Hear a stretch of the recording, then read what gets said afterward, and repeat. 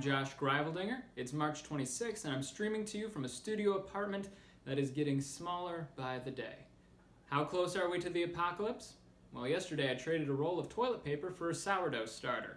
And if anybody has some flour, I have some soap I'm willing to part with. I finally figured out what happened to all the toilet paper. My theory is all the lactose intolerant people figured out that if they're going to be at home anyway, they might as well indulge in some fine cheeses. So they got Brie, Gorgonzola, Limburger, Velveeta. So to all of our viewers, but especially those of you watching from the toilet, welcome to the lockdown.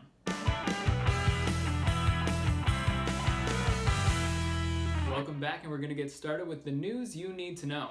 The McDonald's Corporation is doing their part in the fight against COVID. No, they're not giving their employees sick leave or better health insurance. What they are doing is they separated their arches in advertising materials to help promote social distancing. But all we really want from them is to pay their employees better and keep the Shamrock Shake on the menu so that when this is all over, I can finally have it without needing to wait until next year. And the Senate has passed a historic $2 trillion coronavirus relief package.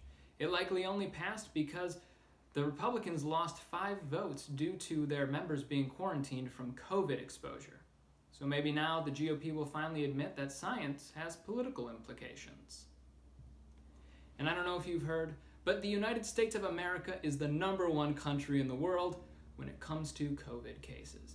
That's right, we have over 81,000 confirmed cases and 1,000 deaths. And still, people are failing to grasp the severity of this pandemic. So I'm going to try to explain it in a way that I think every American will understand. Through venereal disease. As Mrs. Kirkpatrick taught us during sex ed class, when you have sex with someone, it's like having sex with everyone that they ever had sex with. So if one of those people had, for example, genital warts, it's possible you could catch it without you or even your partner knowing. But these genital warts are deadly, and they spread through the air. So anytime you're within 6 feet of someone, it's like having a one-night stand.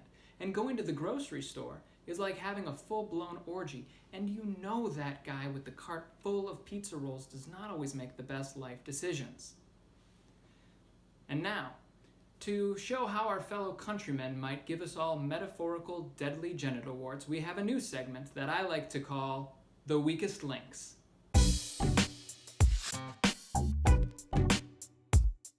Tragically, but in true American fashion, we have a lot of options to choose from here. A woman in Pennsylvania was arrested for coughing on $35,000 of food at the supermarket. A man in Missouri filmed himself licking sticks of deodorant in a Walmart, which, what does he even get from that? But the winner of this week's Weakest Link has to go to Pastor Tony Spell of Louisiana, who has vowed to pack his church with over 1,000 congregants this weekend, even going so far as to bus people in from other parishes. He claims he has healed people with cancer and HIV through the power of his faith. Now, I don't want to impugn people of faith. In uncertain times, it can be helpful to give us hope, comfort, and a sense of direction. But the Apostle Paul tells us that faith alone is not enough. I, for example, had faith that by this point in my life I would be a professional working actor, but instead I host a TV show from my living room, which is also my bedroom. I want to take a moment to talk about the importance of connecting with one another in this time of isolation. I started the lockdown because I'm an extrovert and I needed an outlet to talk to people. While this show is only a one-way conversation, people who know me will tell you that that's actually my preferred method.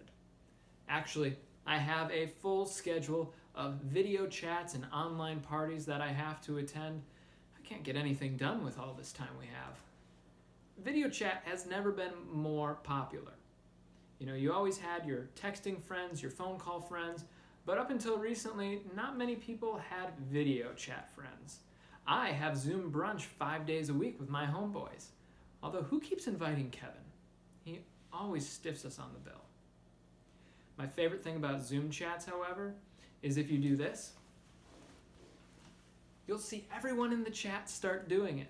If you have it on gallery view, it'll look like you started the wave in a stadium. But more effectively. It's more contagious than a yawn. In fact, I'll bet all my lactose intolerant viewers just did that from the toilet. And another thing that I'm spending way more time on is Instagram.